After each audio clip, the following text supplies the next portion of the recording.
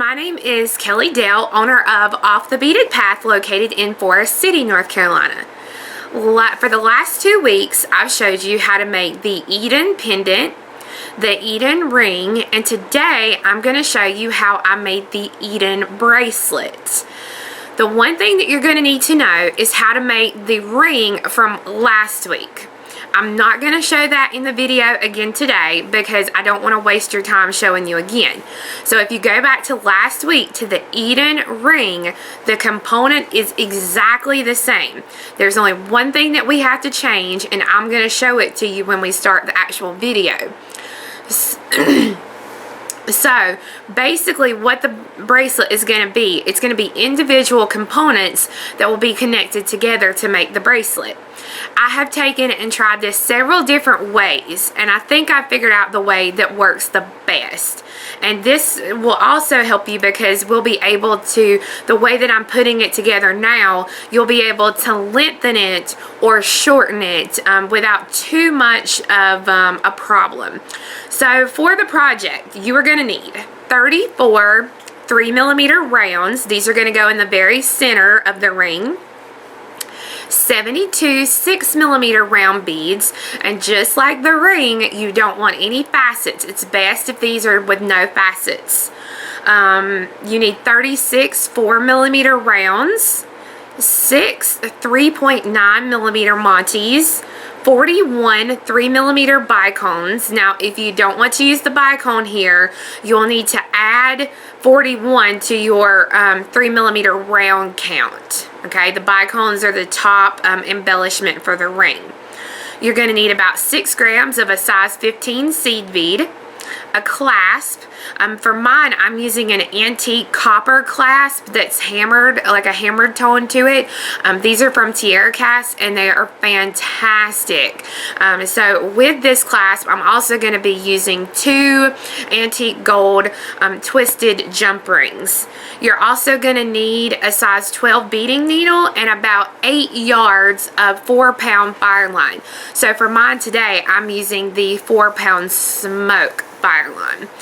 So I'm going to go ahead and get a couple of components made and show you the one thing we do different and then how to connect them for the bracelet. So again, if you don't know how to make the component, you'll need to go to the ring, the Eden ring, which is the very last video that was posted besides our Monday video, and you can see how to make the component. Here is my finished component from last week. As you can see, I'm exiting exactly where I would need to be exiting to add my little loop for the ring band. We're going to use this connection in a similar way, but it's actually going to be, instead of connecting a ring band, it's going to be to connect the components together. So with that being said, I'm going to take where I'm coming out right now, and you'll need to make one complete component and then make another so that you can connect them and have them together. So what's going to happen with the first component is I'm going to come out right where I would if I was going to add my ring component. Again, make sure that your Montee in the center, like your X shape, is facing upward. Either that or they're all facing sideways, so that way it's all pleasing to the eye. The first thing I'm going to do is I'm going to connect the first part of my clasp. I'm going to be using my size 15 seed beads, and I'm going to pick up 8 of these beads.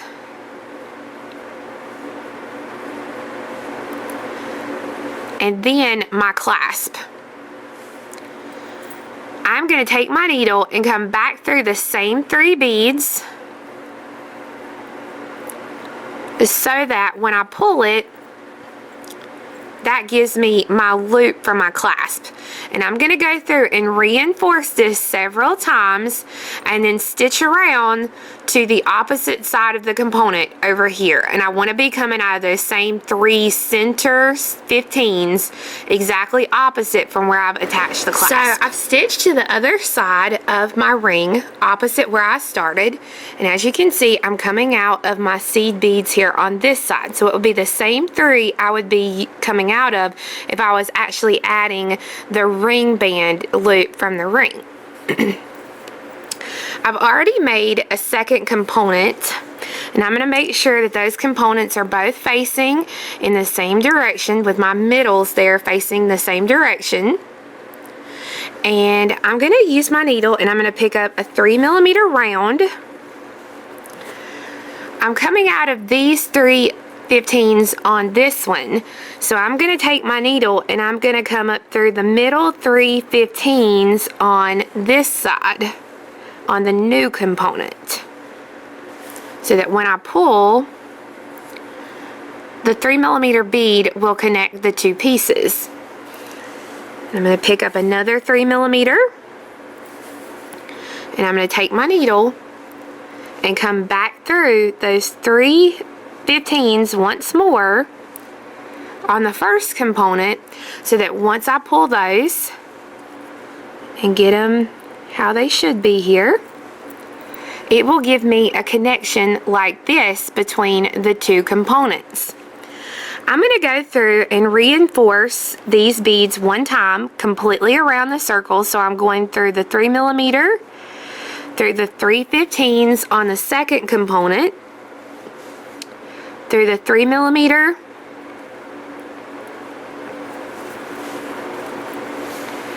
through the 3/15s on the first component, and then through the 3mm one more time.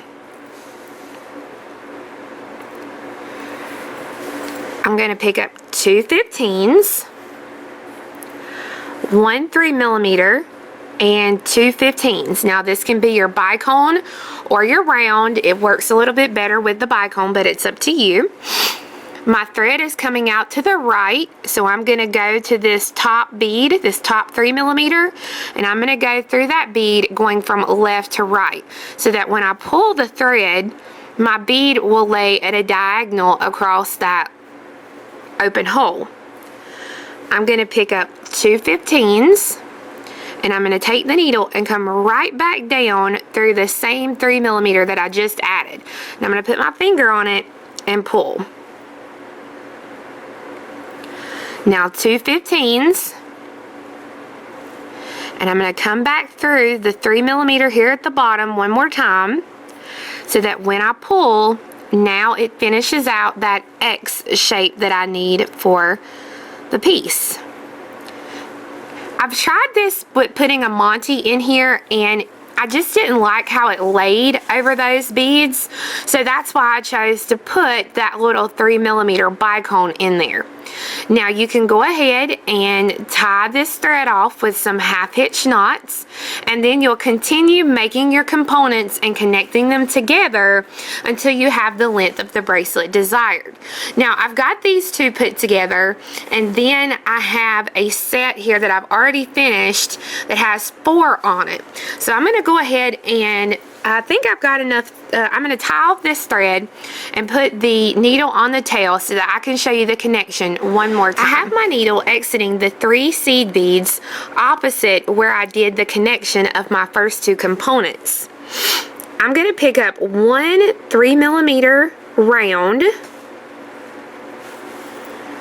and I'm going to come to the second, or my next component.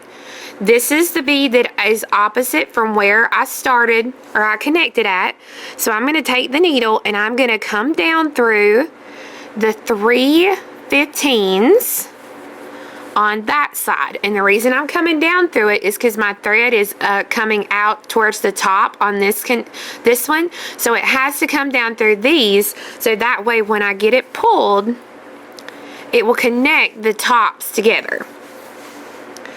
Pick up one 3mm round, take the needle and come back up through the same 3 seed beads on that first component here. So that gives you your connection. So I'm going to reinforce this connection by going through it again. So I'm going to go through the 3mm, the 3/15s, the 3mm, the 3/15s, and the 3mm.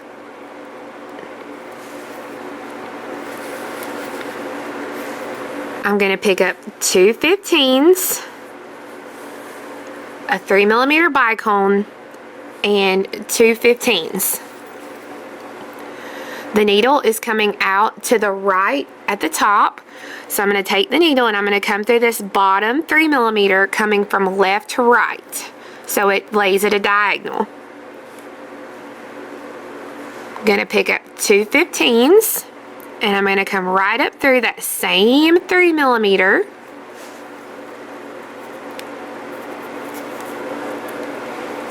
And then I'm going to pick up 2 15s and I'm going to come back through the 3mm here at the top once more so that it finishes out the X shape that I need. And I can go ahead and tie this off.